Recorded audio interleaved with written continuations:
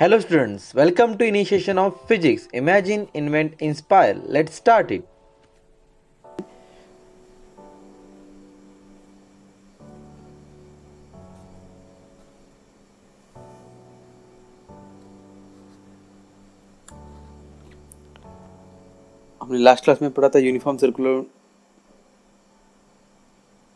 हमने last class में पढ़ा था यूनिफॉर्म सर्कुलर मोशन के बारे में।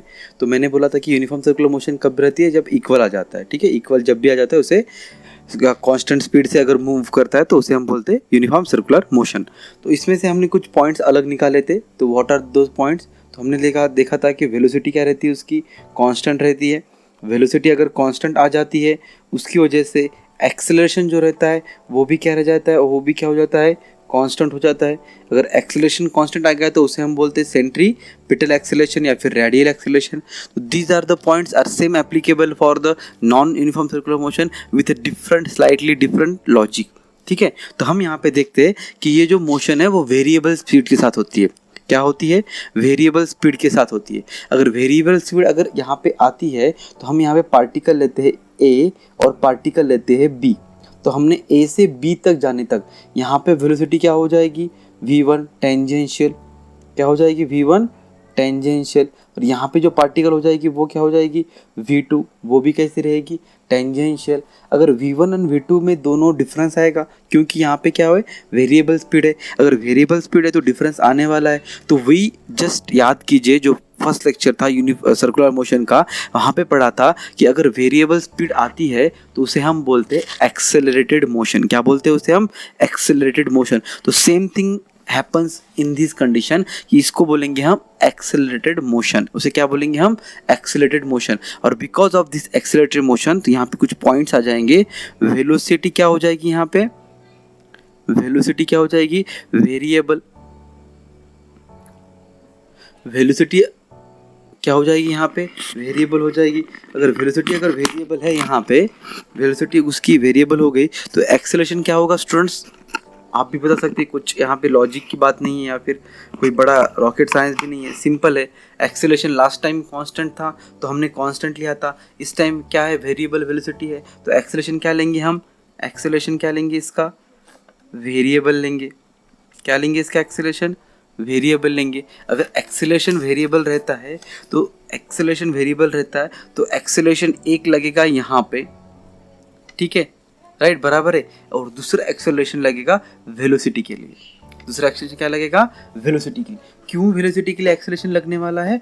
क्योंकि the velocity changes at every point two point velocity क्या हो रही है? चेंज हो रही है। तो यहाँ पे आएगा एक नया पॉइंट, टेंजेंशियल एक्सेलरेशन। उसे हम नोट करते हैं 80 से।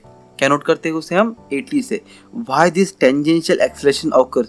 एक बार स्टेट प्रीलिम्स से पूछा गया था। स्टेट प्रीलिम्स यानी महाराष्ट्र की जो स्टेट प्रीलिम्स थी वहाँ पे पूछा गया था कि एक्सेलरेशन जो टेंजेंशियल रहता है वो because of the which of the following quantities, तो किस क्वांटिटी की वजह से वो एक्सेलरेशन आ रहा है। तो आप बता सकते हैं किस क्वांटिटी की वजह से आ रहा है, तो कमेंट कीजिएगा अगर आपको पता चल गया, क्योंकि आपका कमेंट करने का मतलब यही होता है कि आपको ये टॉपिक समझ में आ रहा है और मुझे भी थोड़ा मोटिवेट होगा और मैं भी कुछ अच्छा नॉलेज लेके, कुछ लॉजिकल थिंग्स लेके आपके लिए आऊँगा। तो यहाँ पे टेंजेंशियल एक्सेलरेशन आ रहा है, तो जो टेंजेंशियल एक्सेलरेशन जो आ रहा है वो because of the variable speed, ठीक है, वो टेंजेंशियली है।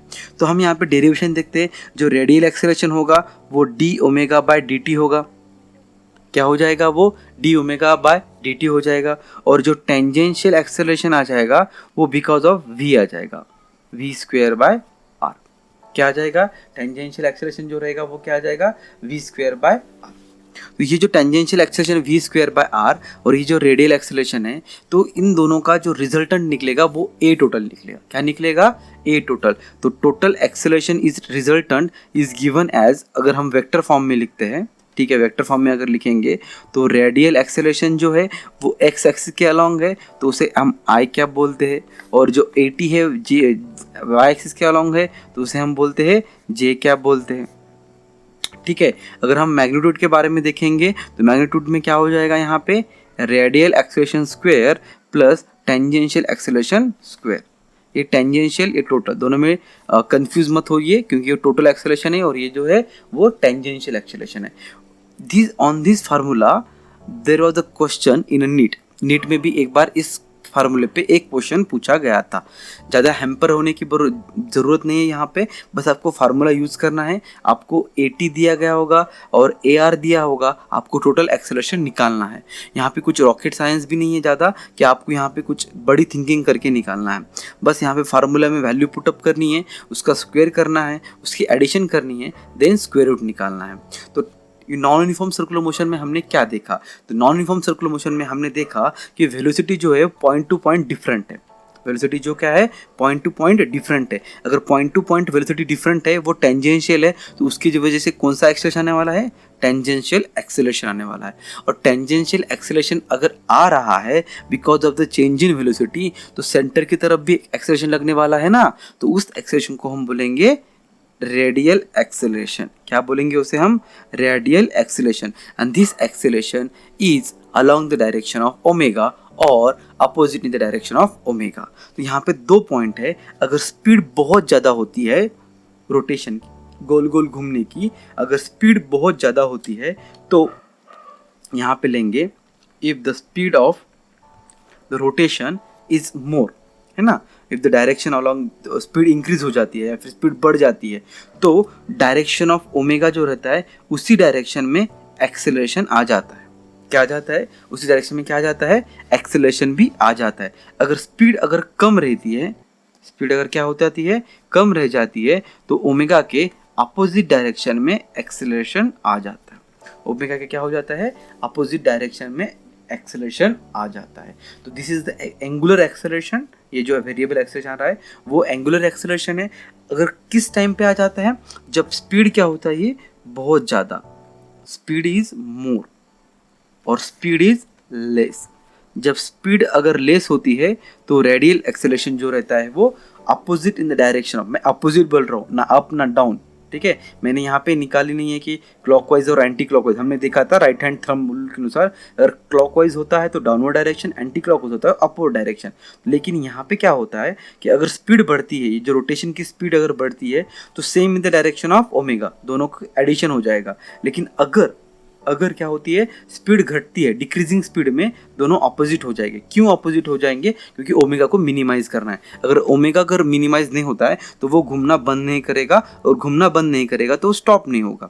सिंपल है, ठीक है। यहाँ पे और एक बात हमें समझना ज़रूरी है कि अगर यहाँ पे स्पीड बढ़ती है तो सेम डायरेक्शन, अगर स्पीड घटती है तो अपोजिट डायरेक्शन।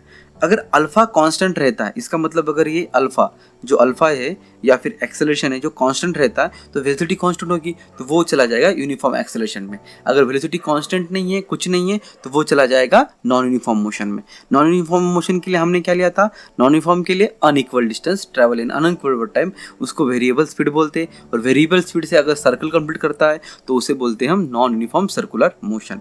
यहाँ पे हमने अभी तक 4 पॉइंट्स मेजर कवर अप किए हैं। 4 पॉइंट्स हमने कवर अप किए। सर्कुलर मोशन की डेफिनेशन कवर अप किए, उसकी characteristics, uniform circular motion and non uniform circular motion. These are the 4 point basically covered, ठीक है ना, अभी तक कवर हो चुके हैं। आपको बस यहाँ पे लॉजिकल थिंकिंग करना है। अगर आपको किसी भी टॉपिक में प्रॉब्लम आती है तो कमेंट कीजिएगा, और मैं वो कमेंट पढ़ के आपको ज़रूर उसका सोल्यूशन देने का ट्राई करूँगा। Thank you so much for watching this video. Stay safe, stay home.